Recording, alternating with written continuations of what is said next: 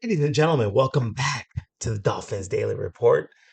I am your host, Rodrigo, and today we have none other than our buddy, David Long Jr.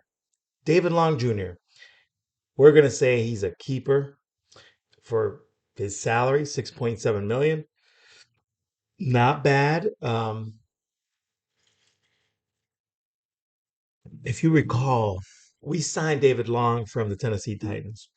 And one of the things that everyone was concerned about was his health. He made it through the year. The only issue he had was he had a rough start with Big Fangio's defense.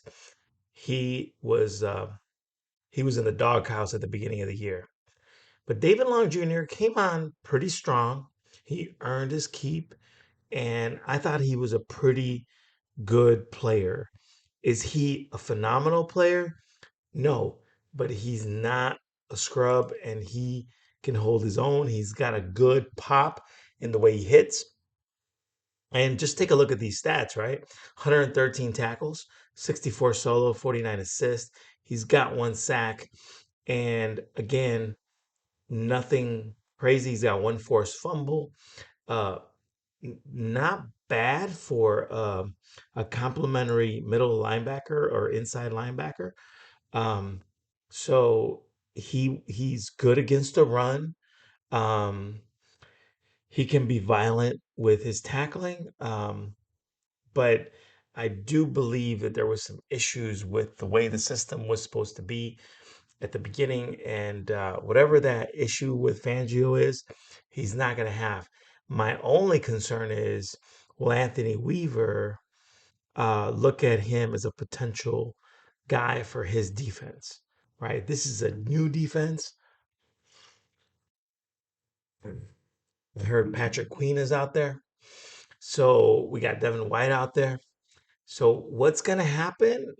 So sure, or like I mentioned earlier, maybe Jerome Baker goes and one of those two guys come in. But this is what's going to be going on. Patrick Queen is going to be available.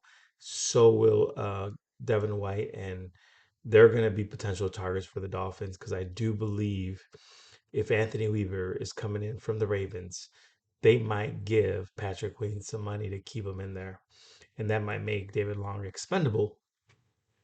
But for the money, you can't beat his performance, I think. So we still have Duke Riley back there as another complimentary sub.